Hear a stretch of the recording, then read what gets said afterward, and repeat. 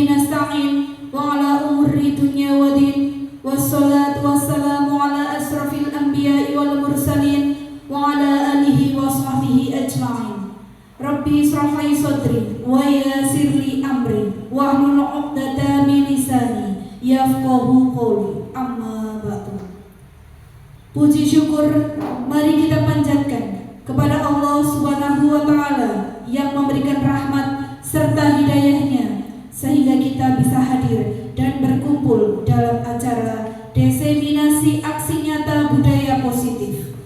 Salawat serta salam semoga selalu tercurahkan kepada junjungan kita Nabi Agung Muhammad Sallallahu Alaihi Wasallam yang kita nantikan syafaatnya di yaumil akhir. Yang terhormat Guru Senior SD Negeri 1 Lahar Bapak Turiman SPD SD. Yang kami hormati Kepala SD Negeri 1 Lahar Bapak Anton Herman Suyitno SPD MPD. Yang kami hormati Dewan Guru beserta karyawan SD Negeri 1 Lahar. Berikut saya bacakan susunan acara kegiatan pada hari ini. Yang pertama pembukaan, kedua sambutan, ketiga acara inti, dan keempat penutup. Menginjak acara yang pertama yaitu pembukaan, marilah kita buka acara pada hari ini dengan bacaan basmalah bersama-sama. Semoga acara pada hari ini berjalan dengan lancar tanpa halangan suatu apapun. Acara yang kedua yaitu sambutan. Sambutan dari Guru Senior SD Negeri 1 Lahar kepada beliau Bapak Turiman SPD SD dipersilahkan. Assalamualaikum warahmatullahi wabarakatuh. Yang terhormat Bapak Kepala Sekolah selaku guru calon guru penggerak dan rekan-rekan guru dari SD 1 Lahar, kami selaku guru senior pertama ya mengajak rekan-rekan pada hari ini untuk membantu atau mendukung program yang sedang dilaksanakan oleh guru penggerak yaitu Bapak Anton yang sedang melaksanakan kegiatan aksi nyata budaya positif. Ini program yang kedua, pertemuan kedua. Mudah-mudahan pada hari ini dapat berlangsung dengan lancar dan baik. Itu dari saya. Mudah-mudahan apa yang diharapkan oleh Bapak Anton akan terlaksana pada hari ini. Amin amin ya robbal alamin. Dari saya cukup sekian saja. Mudah-mudahan dapat dilaksanakan dengan sebaik-baiknya. Akhir kata, wassalamualaikum warahmatullahi wabarakatuh.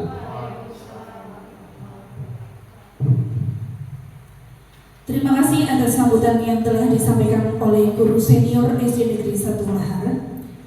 Acara yang ketiga adalah acara inti, yaitu diseminasi aksi nyata budaya positif oleh calon guru penggerak angkatan 9 dari Kabupaten Purbalingga kepada Bapak Anton Herman Suyitno SPD MPD dipersilakan.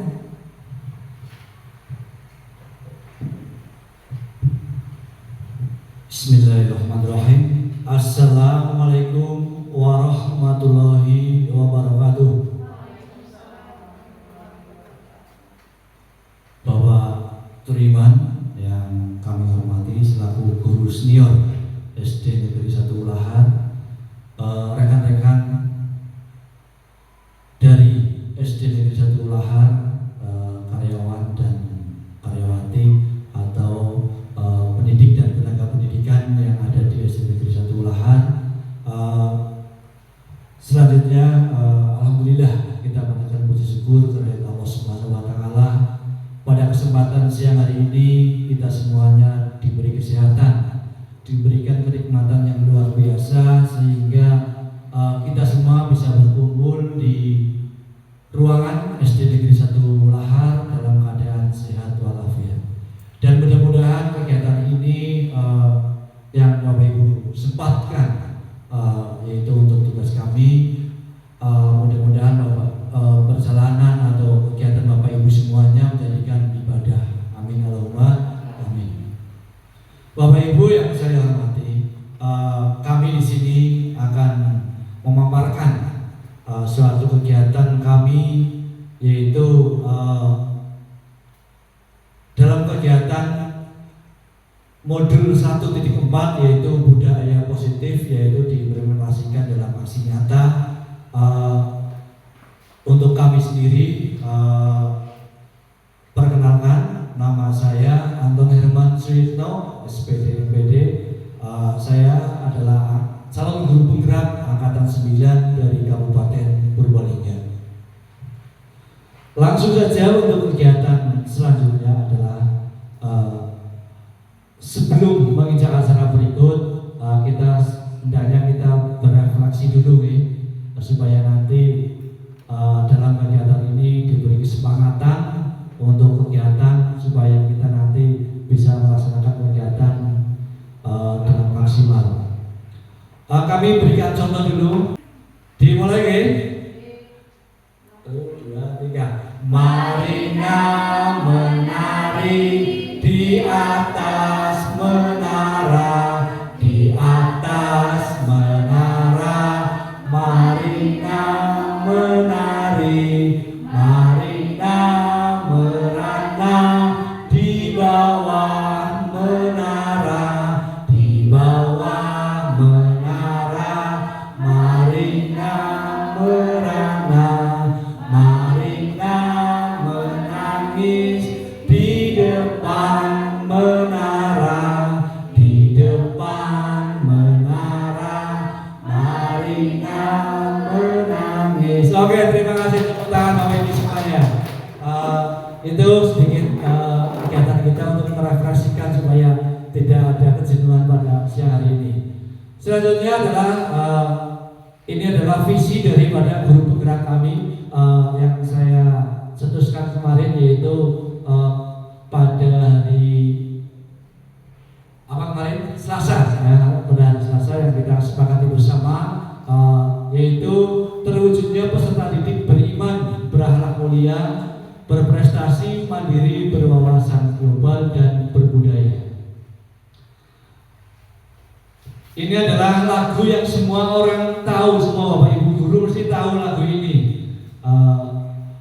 Ini adalah mengibaratkan seorang siswa yang selalu aktif dalam kegiatan pembelajaran, yang selalu kangen dengan sekolah. Ya, bisa ikut berdiri juga untuk menyanyikan lagu Guruku Tersayang.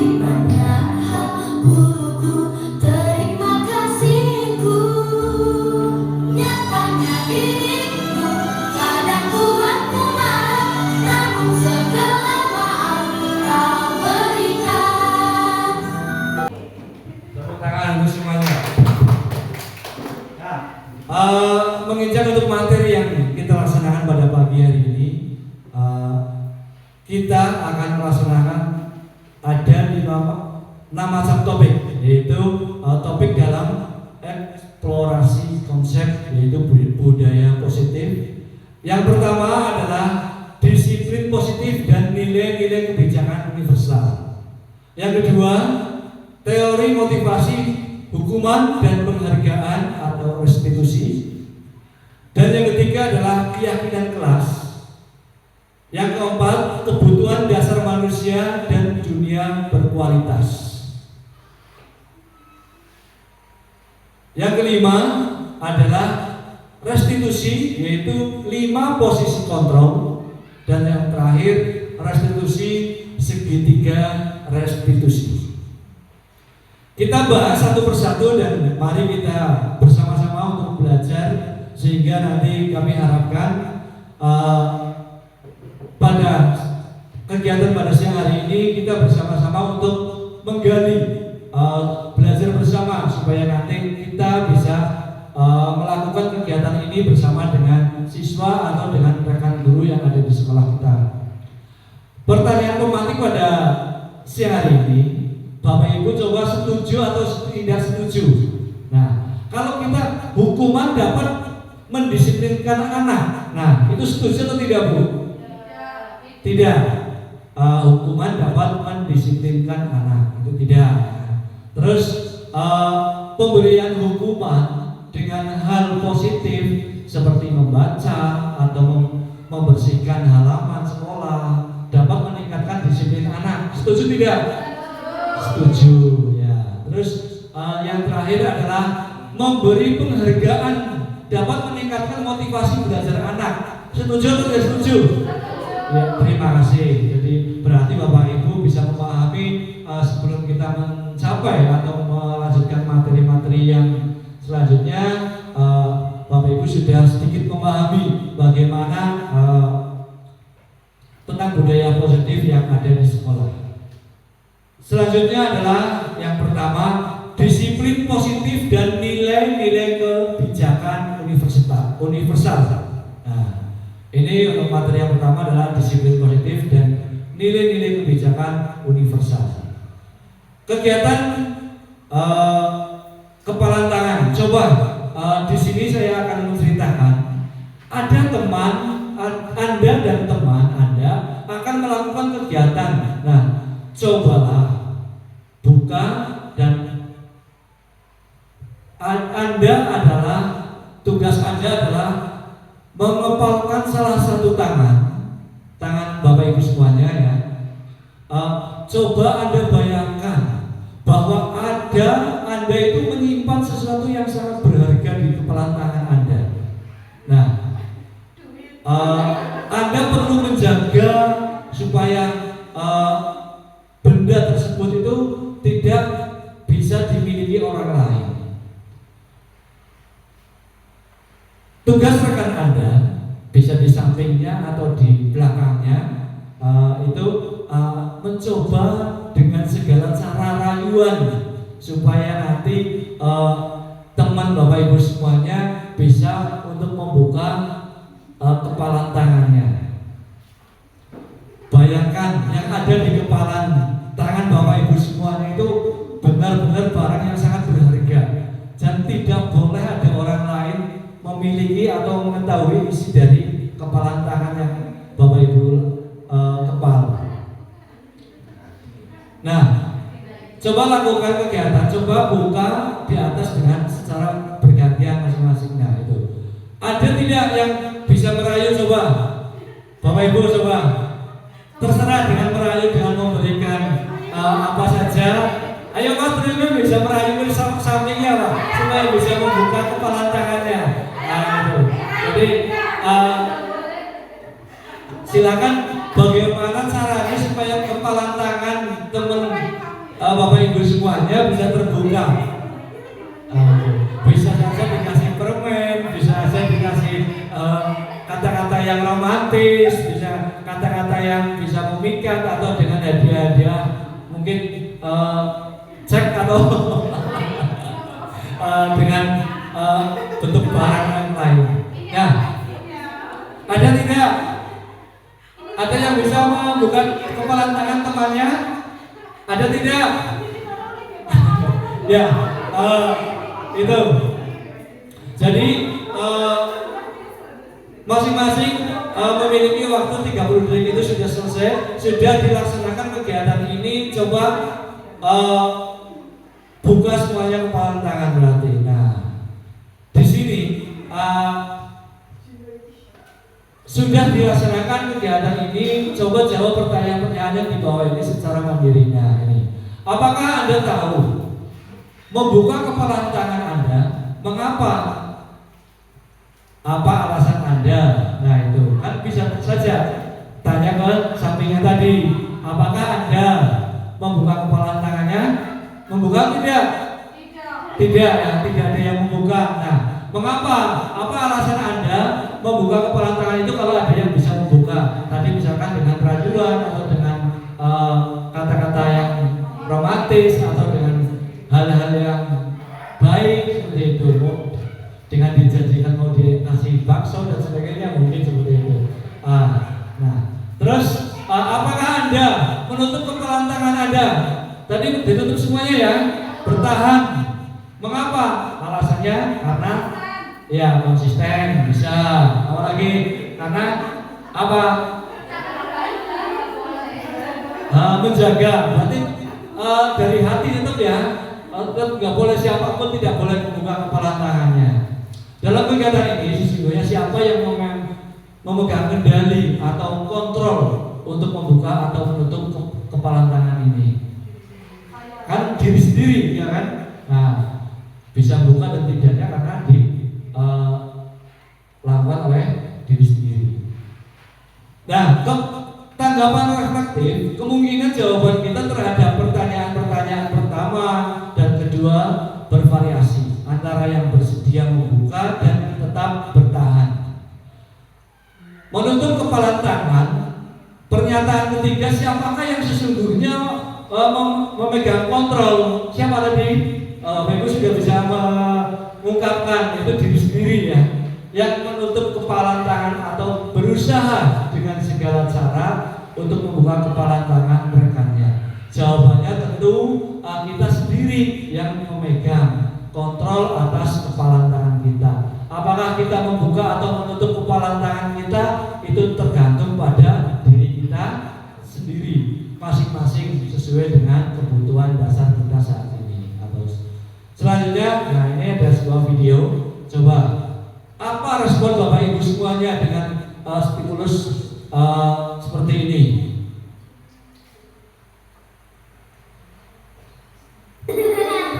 Tarik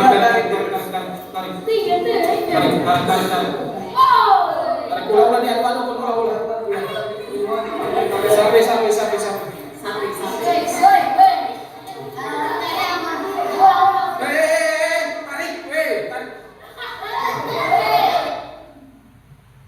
Nah, apa respon ketika Bapak Ibu semuanya melihat kegiatan seperti ini? Anak yang sedang bagaimana itu tadi, Bapak Ibu? Berkelahi. Nah, respon dari Bapak Ibu kan mesti langsung cepat ya kan, supaya anak itu tidak melakukan kegiatan ini lagi. Nah, teori kontrol dari William Gensler, yaitu seorang psikiater dan pendidik dari William Gensler ini, ilusi guru mengontrol murid.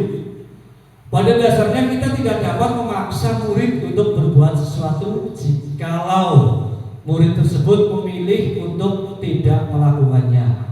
Walaupun tampaknya guru sedang mengontrol perilaku murid, hal demikian terjadi karena murid sedang mengizinkan dirinya kontrol. Saat itu bentuk kontrol guru menjadi kebutuhan dasar yang dipilih oleh murid tersebut. Teori kontrol menyatakan bahwa semua perilaku memiliki tujuan, bahkan terhadap perilaku yang tidak disukai. Nah, ini adalah industri dari teori kontrol William Gensler. Selanjutnya adalah bagaimana seorang bisa berubah dari paradigma stimulus atau respon kepada pendekatan teori kontrol. Nah, bila kita ingin membuat kemajuan secara perlahan, sedikit-sedikit, ubahlah sikap atau perilaku Anda. Namun, bila kita ingin memperbaiki cara-cara utama kita, maka kita perlu mengubah kerangka acuan kita. Ubahlah bagaimana Anda melihat dunia, bagaimana Anda berpikir tentang manusia. Ubahlah paradigma Anda, skema pemahaman dan penjelasan aspek-aspek tertentu tentang realitas yang ada sekarang. Stimulus respon dari dan teori kontrol. Nah, tadi itu adalah realitas kebutuhan kita semuanya. Semua orang melihat hal yang sama. Kita mencoba mengubah orang agar berpandangan sama dengan kita. Perilaku buruk dilihat sebagai suatu kesalahan. Orang lain bisa mengontrolnya. Saya bisa mengontrol orang lain.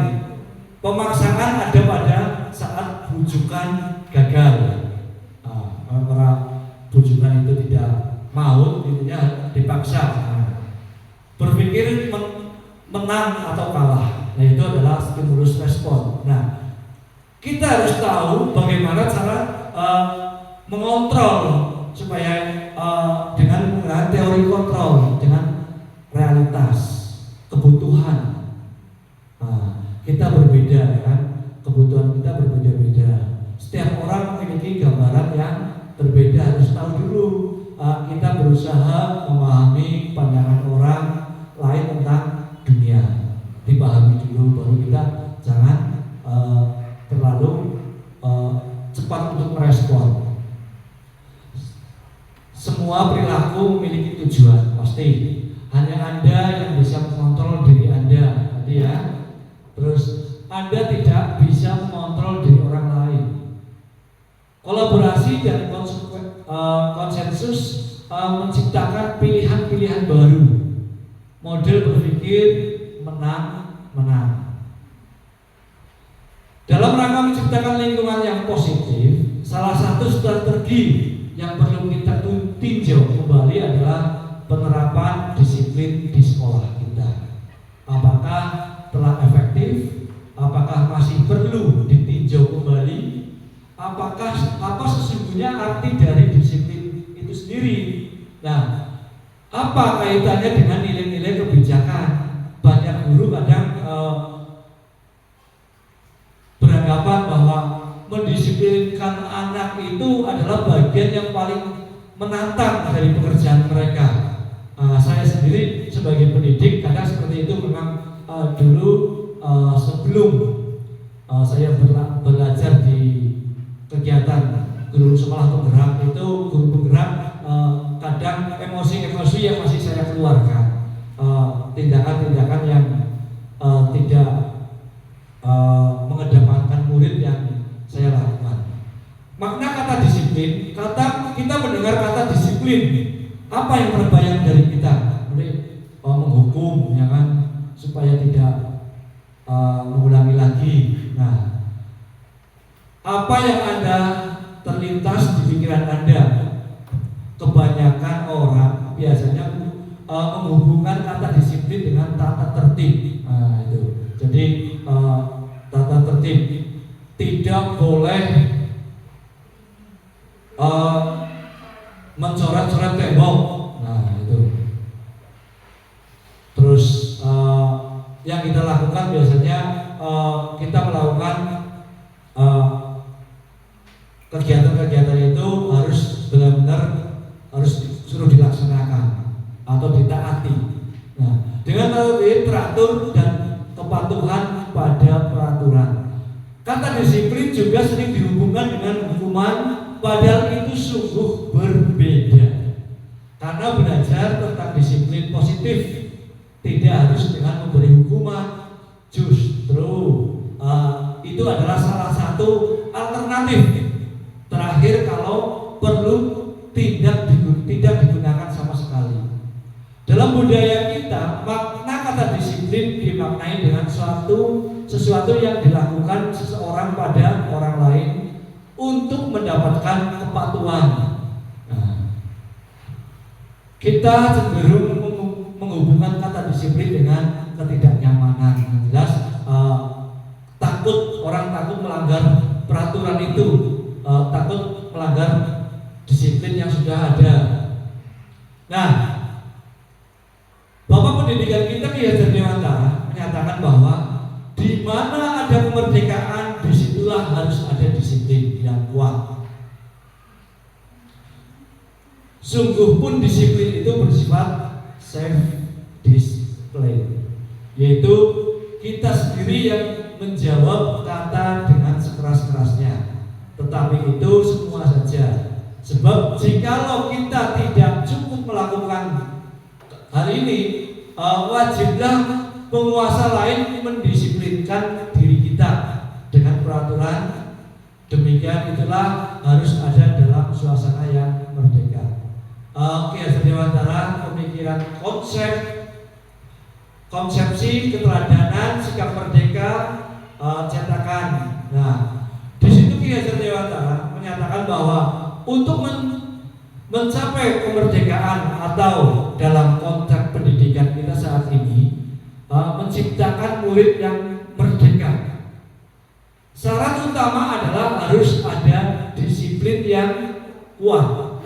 Disiplin yang dimaksud adalah disiplin diri yang memiliki motivasi internal. Jika kita tidak memiliki inovasi internal, maka kita memerlukan pihak lain untuk mendisiplinkan kita, untuk memotivasi eksternal karena berasal dari luar, bukan dalam diri kita sendiri. Standar pendidikan. Nah, ini dalam rangka menciptakan lingkungan yang positif, maka setiap warga sekolah, yang namanya warga sekolah adalah semua yang ada di sekolah, dari pendidik, siswa dan tenaga pendidikan, dalam pemangku kepentingan perlu saling mendukung, menghayati dan menerapkan nilai-nilai kebijakan yang telah disepakati bersama. Untuk dapat menerapkan tujuan mulia tersebut, maka seorang pemimpin pembelajaran perlu berjiwa kepemimpinan sehingga dapat mengembangkan sekolah dengan baik agar terwujud suatu budaya sekolah yang positif. Itu yang sesuai dengan standar kompetensi pengelolaan yang telah ditetapkan. Tujuan mulia dari penerapan disiplin positif adalah agar terbentuk murid-murid yang berkarakter, berdisiplin, santun, jujur, peduli, dan bertanggung jawab, serta merupakan pembelajar sepanjang hayat sesuai dengan standar kompetensi lulusan yang diharapkan. Dan ini adalah sesuai kami menyesuaikan dengan visi dari guru penggerak yang kami lakukan. Adapun nilai-nilai kebajikan yang ada, makna disiplin positif yang dikemukakan oleh Ki Hajar Dewantara tadi maupun oleh Giesen mengartikan disiplin sebagai bentuk kontrol diri, ya, yaitu belajar untuk mengontrol diri agar dapat mencapai suatu tujuan yang mulia. Tujuan mulia di sini mengacu pada nilai-nilai atau prinsip mulia yang dianut seorang. Kita mau nilai-nilai tersebut sebagai nilai kebajikan yang universal. Nilai-nilai kebajikan adalah sifat positif manusia yang merupakan tujuan mulia yang ingin dicapai setiap individu. Salah satunya adalah nilai kebajikan yang ingin dicapai oleh setiap anak Indonesia yang kita kenal dengan profil pelajar Pancasila. Nah, profil pelajar Pancasila ini adalah terdiri dari, yaitu yang pertama, beriman, bertakwa kepada Tuhan Yang Maha Esa dan berakhlak mulia, mandiri, bernalar kritis, berkebinekaan global, bergotong royong, dan kreatif. The seven essential virtues itu yang pertama adalah empati, suara hati, kontrol diri, rasa hormat, kebaikan, toleransi, dan keadilan. Nah, ini coba kita bernyanyi bersama tentang dimensi profil pelajar Pancasila. Nah, coba Bapak Ibu bisa berdiri bersama untuk kita bernyanyi bersama.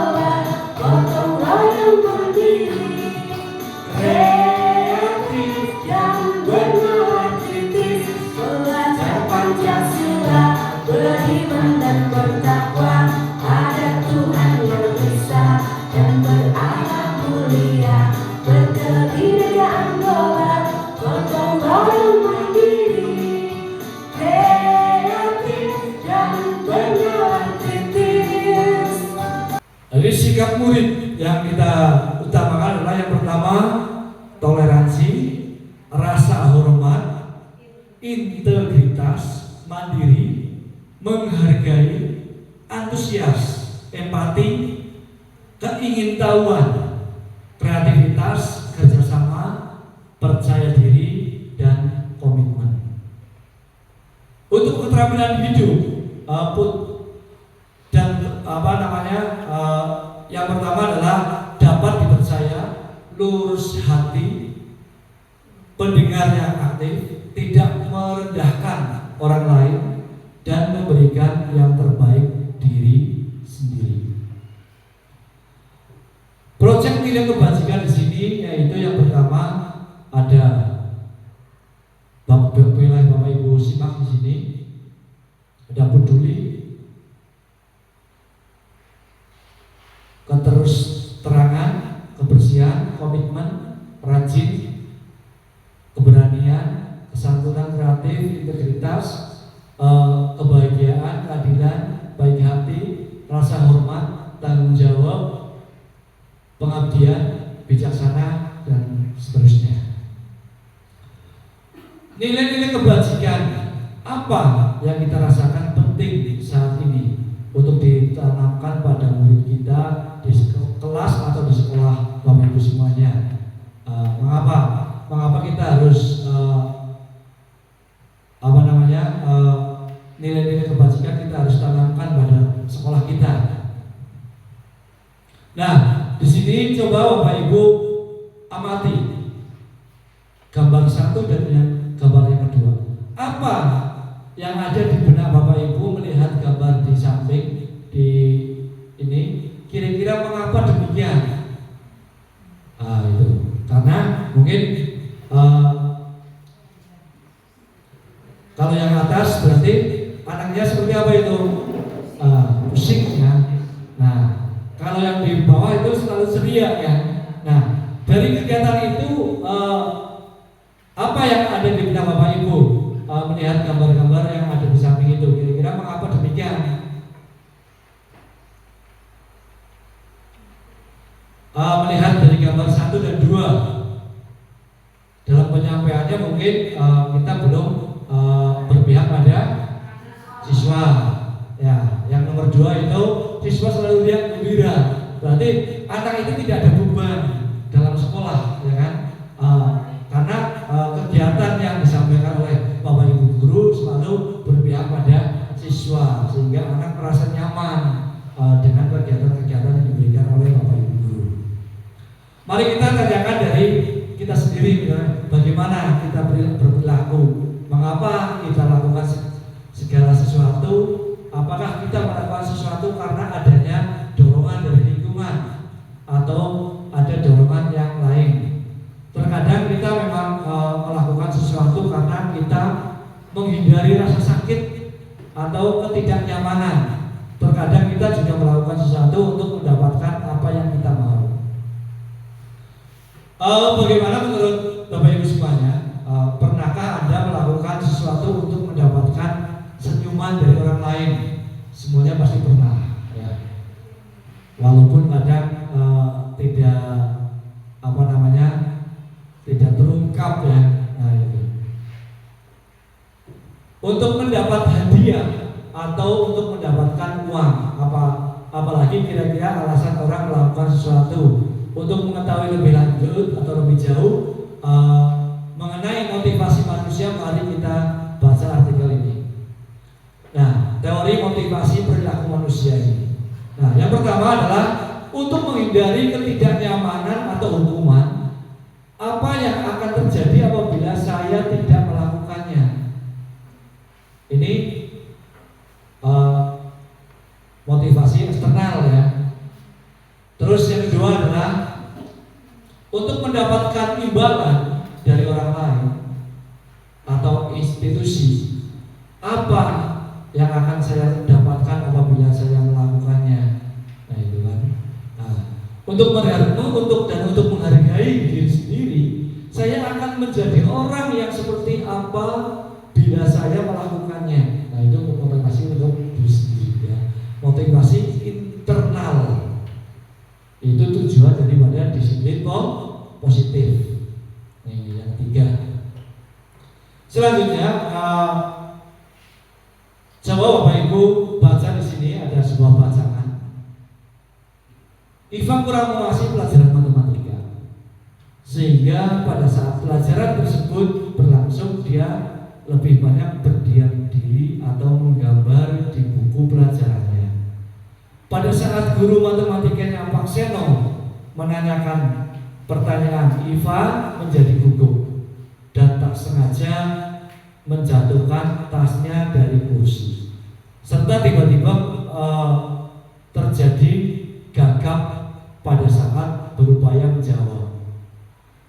Seluruh kelas pun tertawa melihat perilaku IFA yang bicara tergagap dan terkejut tersebut. Pak Seno pada saat itu membiarkan teman-teman IFA menertawakan. IFA yang tergugup dan malu luar biasa, dan malahan minta IFA untuk menuju ke depan dan berdiri di depan kelas sambil menunjuk hidungnya seperti ini, mungkin karena tidak bisa menjawab pertanyaan dari Pak Seno itu. Kelas pun semakin gaduh dan anak-anak pun tertawa melihat IFA di depan kelas memegang ujung hidungnya. Nah ini jawaban kedua pertanyaan ini, dan berilah minimal 2 tanggapan jawabannya. Apakah Anda setuju dengan tindakan Pak Seno terhadap IFA? Setuju tidak Bapak Ibu? Tidak. Karena apa? Mengapa tidak setuju? Ya, bisa tuh, monggo. Secara tidak langsung mempermalukan anak didiknya. Oh iya, secara tidak langsung memalukan anak didiknya. Efeknya sangat luar biasa, Bu. Yang kedua adalah, menurut Anda, tindakan Pak Seno terhadap IFA adalah sebuah hukuman atau konsekuensi tadi? Hukuman ya, hukuman. Mengapa kalau itu? Karena memberikan sanksinya itu ya, sanksinya sangat membuat anak yang menjadi minder ya, terus tidak percaya diri yang jelas, malu dan sebagainya. Itu. Hukuman, konsekuensi dan restitusi. Nah ini selanjutnya. Yang tadi kita bahas bersama, kita akan jelaskan di sini. Hukuman, konsekuensi dan restitusi. Hukuman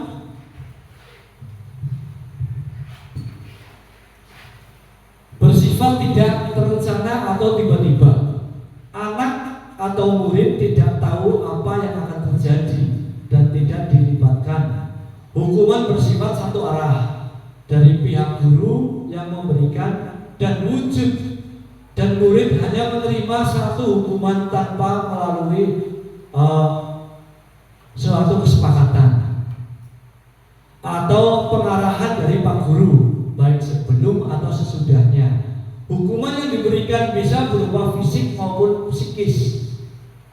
Murid atau anak disakiti oleh satu perbuatan atau kata-kata. Terus sementara adalah disiplin dalam bentuk konsekuensi, sudah terencana atau sudah disepakati, sudah dibahas dan disetujui oleh murid dan guru. Umumnya bentuk-bentuk konsekuensi disebut oleh dibuat oleh pihak guru atau sekolah, dan murid mengetahui sebelumnya konsekuensi yang akan diterima bila ada pelanggaran. Pada konsekuensi, murid tetap dibuat untuk nyaman untuk jangka waktu pendek. Konsekuensi biasanya diberikan berdasarkan satu data yang umumnya dapat diukur, misalnya setelah 3 kali tugasnya tidak diselesaikan pada batas waktu yang diberikan, atau murid melakukan kegiatan di luar kegiatan pembelajaran, misalnya mengobrol di dalam kelas, kehilangan waktu untuk bermain. Dan harus menyelesaikan tugas karena ketinggalannya tadi. Peraturan dan konsekuensi yang mengikuti kegiatan ini sudah diketahui sebelumnya oleh murid. Sikap guru di sini senantiasa memonitor murid. Terus ada restitusi. Adalah proses menciptakan kondisi bagi murid untuk memperbaiki kesalahan mereka, sehingga mereka bisa kembali pada kelompok mereka dengan karakter yang lebih kuat. Restitusi juga merupakan proses kolaboratif yang mengajarkan murid untuk mencari solusi. Mencari solusi untuk masalah yang mereka lakukan, dan membantu murid berpikir tentang orang seperti apa yang mereka inginkan dan bagaimana mereka harus memperlakukan orang lain itu. Nah, seperti Gesem pada tahun 1996. Nah, ini ada contoh lagi. Saya bukan Pak Turiman di kelas 2 ya. Ini saya mengambil alur cerita dari Ibu Anas dari guru kelas 2 SD. Nah, ini coba Bapak Ibu baca, kita cermati dalam kegiatan ini.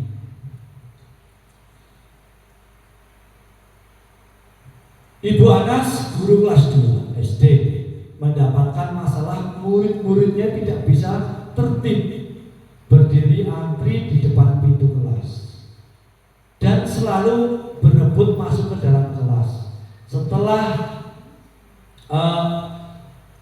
Setelah jam istirahat usai, tentunya sangat mengganggu proses pembelajaran di mana kelas tidak dapat mulai tepat waktu karena Ibu Anas sibuk menenangkan murid-muridnya untuk waktu cukup lama. Akhirnya Bu Anas berpikir cepat dan mengadakan stiker bintang. Setiap murid-muridnya akan masuk kelas usai jam istirahat. Bu Anas akan mengiming-imingi murid-muridnya dengan stiker bintang. Siapa yang dapat berdiri lurus dan berbaris rapi antri di depan pintu dapat bintang dari Bu Guru. Sebagian besar murid-muridnya menyambut tantangan tersebut dan langsung berdiri rapi di depan pintu agar mendapatkan stiker bintang. Hal ini terus dilakukan Bu Anas selama beberapa minggu karena cukup berhasil membuat murid-muridnya berdiri rapi dengan di depan pintu sampai pada saat Bu Ani sakit. Nah, ini pada saat Bu Ani sakit dan terpaksa digantikan Pak Heru. Pak Heru itu tidak mengetahui tentang stiker bintang yang tadi Bu Ana buat untuk prestasi siswa supaya barisnya rapi. Dan benar-benar saja pada saat mau masuk ke kelas usai jam istirahat, murid-murid kelas 2 kembali berebutan masuk ke kelas. Apa yang terjadi? Mengapa? Nah, tadi karena bagaimana di sini yang terjadi akhirnya kan kelas menjadi gaduh lagi ya, tidak seperti yang diajar sama Bu Ana. Kelas setelah mendapatkan stiker bintang stiker itu kelas menjadi rapi, tenang. Terus ini adalah sebuah pertanyaan, jawab pertanyaan ini dan berilah minimal 2 tanggapan. Berdasarkan teori motivasi yang telah Anda pelajari pada pembelajaran sebelumnya, kira-kira apa motivasi murid kelas 2 untuk bersedia berdiri antri sebelum masuk kelas? Tadi apa motivasinya? Supaya memberikan secara dengan berpikir dengan cepat, memberikan stiker bintang ya, supaya anak menjadi lebih semangat. Yang kedua, adakah cara agar murid-murid kelas 2 bersedia antri di depan kelas tanpa diberi penghargaan stiker bintang? Bisa dengan cara lain mungkin dengan kreatif guru masing-masing ya. Itu dengan menggunakan hadiah mungkin, terus dengan memberikan sebagai motivasi, mungkin anak-anak menjadi lebih semangat. Selanjutnya adalah dihukum dengan penghargaan. Bahwa penghargaan berlaku sama dengan hukuman, dalam arti meminta atau membujuk seseorang melakukan sesuatu untuk memenuhi suatu tujuan. Pengaruh jangka pendek dan jangka panjang. Penghargaan menghukum, penghargaan mengurangi ketepatan, penghargaan tidak efektif, penghargaan merusak hubungan. Nah, di sini penghargaan atau menghukum mereka yang tidak mendapatkan penghargaan, misalnya dalam sistem ranking, mereka mendapatkan ranking kedua akan merasa paling, yaitu dukung. Memberikan penghargaan dan hukuman adalah hal yang sama karena keduanya mencoba mengendalikan perilaku seseorang. Karena orang pada dasarnya tidak suka dikendalikan dengan jangka waktu yang lama, berkekang terhadap yang. Nah, penghargaan akan terlihat sebagai hukuman. Jika suatu penghargaan diharapkan, namun Anda tidak mendapatkannya, Anda akan merasa dihukum. Nah, ini coba Bapak Ibu pahami hal tindakan guru ini di sini termasuk hukuman atau konsekuensi. Yang pertama, mencatat 100 kali di dalam buku kalimat saya tidak akan terlambat lagi karena terlambat ke sekolah. Nah, ini termasuk konsekuensi atau hukuman Bapak Ibu? Hukuman. Ya. Lari mengelilingi lapangan basket 2 kali karena terlambat hadir di sekolah. Hukuman. Terus murid diminta untuk push up 15 kali. Nah, ini. Karena tidak menggunakan masker ke sekolah, menggunakan masker atau memakai sepatu dan topi dan sebagainya misalkan. Membersihkan, menggantikan kertas tugas teman yang telah dicoret-coret. Konsekuensi. Ya. Memberikan tumpahan air meja, membersihkan tumpahan air meja, meja tulis itu ya, karena tersenggol pada saat belajar. Hukuman atau konsekuensi? Konsekuensi. Nah, murid disuruh untuk mengenakan sepatu seharian di sekolah karena tidak mengenakan sepatu hitam. Murid disuruh untuk mengenakan sepatu seharian di sekolah karena tidak mengenakan sepatu hitam. Tidak untuk konsekuensi atau hukuman. Murid disuruh untuk mengenakan sepatu seharian di sekolah, sedina-dina sepatuan baik. Karena tidak mengenakan sepatu warna hitam. Ya, terus lari mengelilingi lapangan basket 2 kali karena terlambat 10 menit. Hukuman atau konsekuensi? Hukuman. Nah, inilah jawabannya. Yaitu hukuman, konsekuensi. Nah, ini sehari sepatuan sedina-dina nang sekolah tutup ya. Terus lari. Selanjutnya adalah keyakinan kelas. Mengapa keyakinan kelas tidak beraturan di kelas saja, tidak ada di peraturan yang ada di kelas saja? Nah, nilai keselamatan dan kesehatan inilah yang kita sebut sebagai keyakinan, yaitu nilai-nilai kebajikan. Keyakinan seorang akan lebih memotivasi seorang dari dalam. Seorang akan lebih tergerak dan bermaksimal semangat untuk menjadikan keyakinannya daripada hanya sekedar mengikuti serangkaian peraturan tertulis tanpa makna, tulisan tapi tidak dilaksanakan dan tidak bermakna.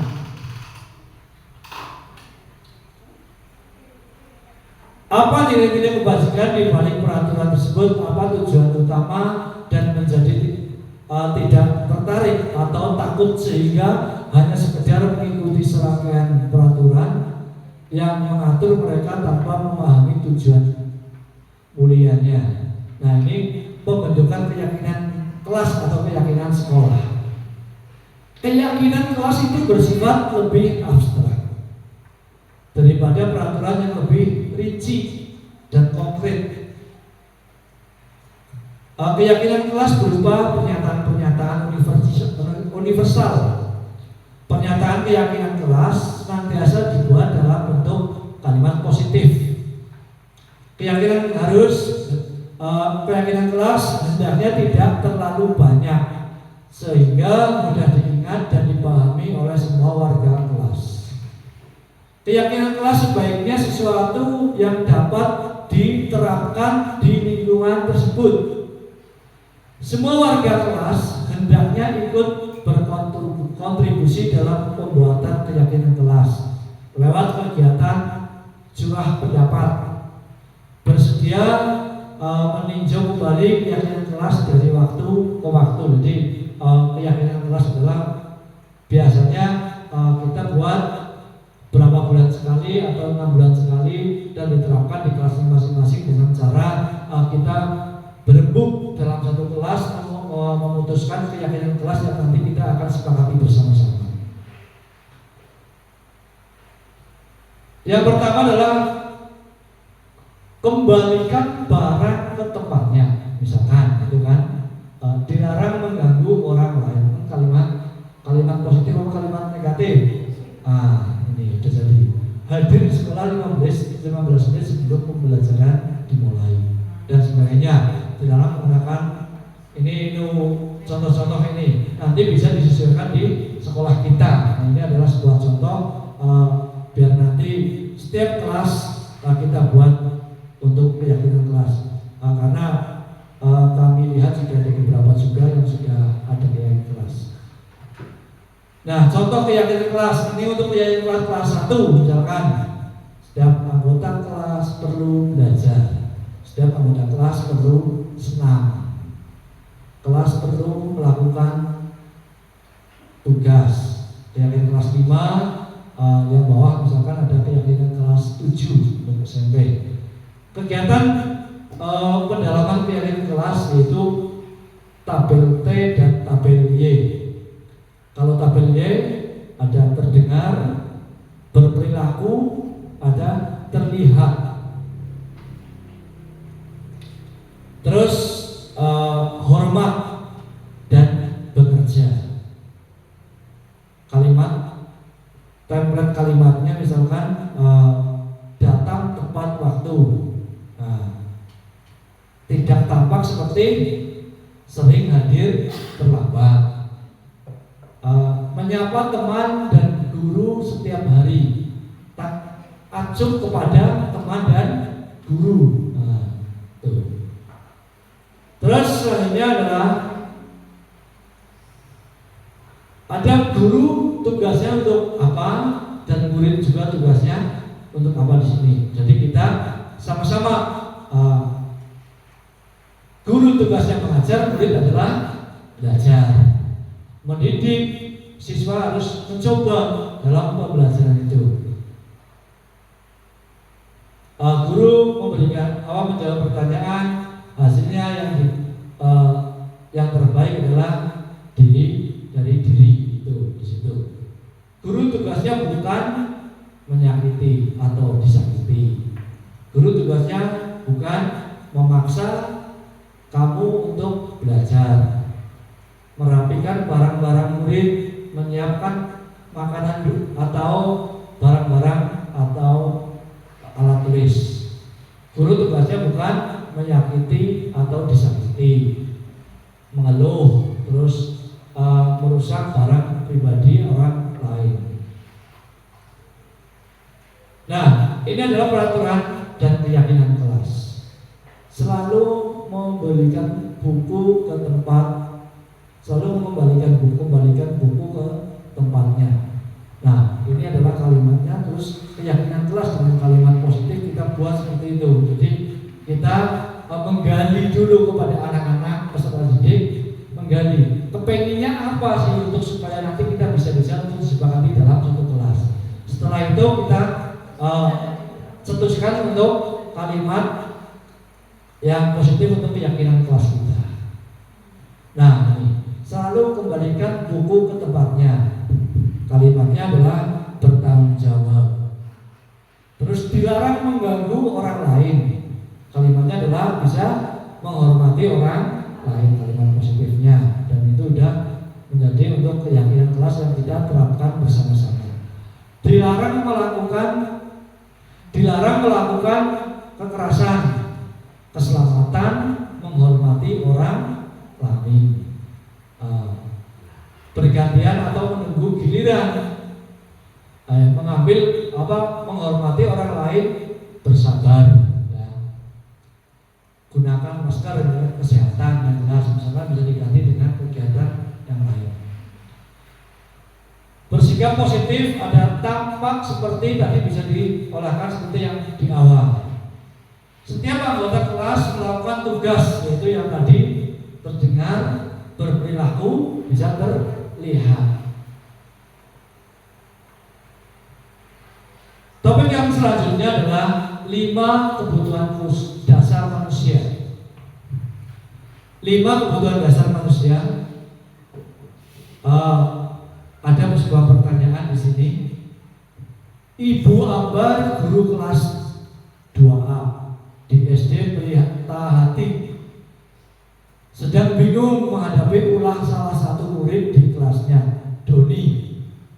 Beberapa anak di kelas 2A telah datang padanya dan mengeluhkan Doni yang seringkali meminta bekal makan siang mereka dengan paksa. Jika Anda menghadapi situasi seperti Ibu Ambar, apa yang akan Anda lakukan? Menurut Anda kira-kira apa alasan Doni melakukan hal itu? Nah, itu ada sebuah pertanyaan romantik. Yang dilakukan apa kira-kira? Jika Bapak Ibu melihat kan Anda lakukan, jika Anda menghadapi situasi seperti ini, melihat Doni yang selalu bersikap seperti itu pada anak teman-temannya, yang Anda lakukan apa Bapak Ibu? Ya, mengajak Doni untuk berembuk ya, menyelesaikan masalahnya. Kenapa? Supaya bisa menggali permasalahan-permasalahan yang ada ke Doni sehingga Doni berperilaku seperti itu. Terus itu merujuk pada situasi yang sedang dihadapi Ibu Ambar itu di atas dalam konteks penegakan disiplin positif. Ibu Ambar sebaiknya mencari tahu alasan Doni melakukan tindakan tersebut dengan mengetahui kebutuhan mana yang sedang berusaha dipenuhi oleh Doni. Mengajak berbicara ya secara guru dengan siswa. Coba sebelumnya mari kita tonton untuk video ini tentang 5 kebutuhan khusus. Salam dan bahagia Ibu dan Bapak guru hebat. Untuk membangun budaya sekolah yang positif dengan lingkungan yang aman dan mendukung murid untuk menjadi pribadi yang berdaya, seimbang, dan bahagia, salah satu upaya yang dapat dilakukan oleh guru adalah memahami kebutuhan dasar yang mendasari perilaku murid. Pada video kali ini, kita akan membahas tentang 5 kebutuhan dasar manusia. Nah, itu tadi adalah 5 kebutuhan dasar. Kebutuhan dasar manusia, setiap tindakan murid dilakukan untuk memenuhi kebutuhan dasar mereka. Terus kebutuhan untuk bertahan hidup. Yang kedua adalah cinta dan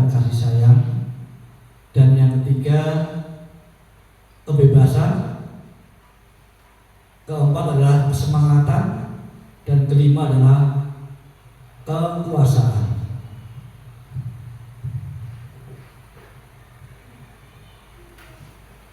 Semua orang senantiasa berusaha untuk memenuhi kebutuhan dengan berbagai cara.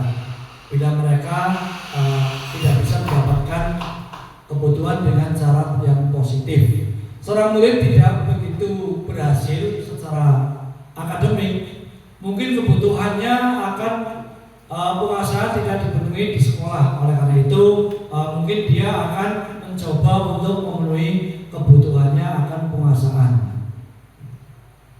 Bisa sambil disimak juga. Seorang yang tidak merasa diterima oleh teman-temannya, kebutuhannya akan kasih sayang yang ada, dan rasa diterima tidak terpenuhi. Oleh karena itu dia mungkin akan memiliki satu teman dan memisahkan diri dari yang lain. Sebagai guru kita bisa membangun hubungan yang bisa membangun kepercayaan dan keimanan dengan anak. Dunia berkualitas itu adalah tempat khusus dalam pikiran Anda, tempat Anda menyimpan gambaran representasi diri dari semua Anda yang menginginkan, bisa berisi orang-orang, hal yang dan apa saja yang terbaik di dalam hidup Anda, dan membuat Anda merasa bahagia dan terpenuhi kebutuhan dasar Anda. Selanjutnya, untuk membantu Anda, jawablah pertanyaan-pertanyaan di bawah ini. Misalkan, siapakah orang-orang yang paling penting dalam hidup Anda? Bisa dijawab dengan Bapak Ibu. Nilai-nilai kebajikan apa yang penting dalam hidup Anda? Kalau Anda menjadi orang yang ideal, karakter atau sifat apa yang Anda paling inginkan ada pada diri Anda? Apa pencapaian Anda yang Anda sangat banggakan? Apa pekerjaan Anda bagi Anda yang ideal? Ceritakan bagian perjalanan hidup Anda di mana Anda merasa itulah titik puncak hidup Anda. Apa yang paling bermakna dalam hidup Anda? Nah, ini adalah pertanyaan-pertanyaan yang bisa membuka atau yang tahu adalah diri kita sendiri dan tidak harus diungkapkan dengan orang lain juga. 5 posisi kontrol guru.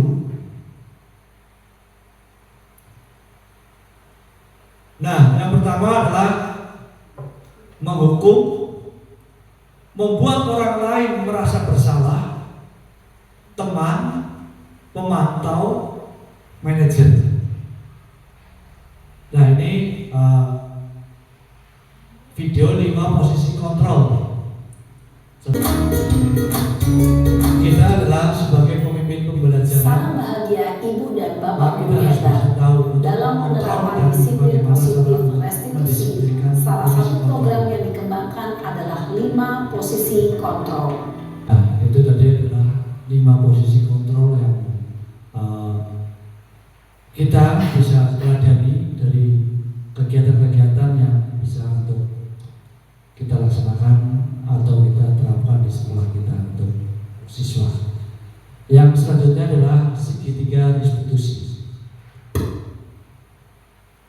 Nah, ini adalah segitiga restitusi, validasi tindakan yang salah, terus menanyakan keyakinan, terus menstabilkan identitas. Kamu tentu punya alasan mengapa melakukan hal ini. Adakah cara yang lebih efektif misalkan untuk mendapatkan apa yang kamu butuhkan? Seperti setiap orang pasti pernah melakukan kesalahan.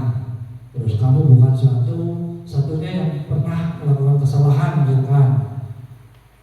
Ditanyakan juga keyakinan kelas yang kita sepakati bersama itu apa dulu.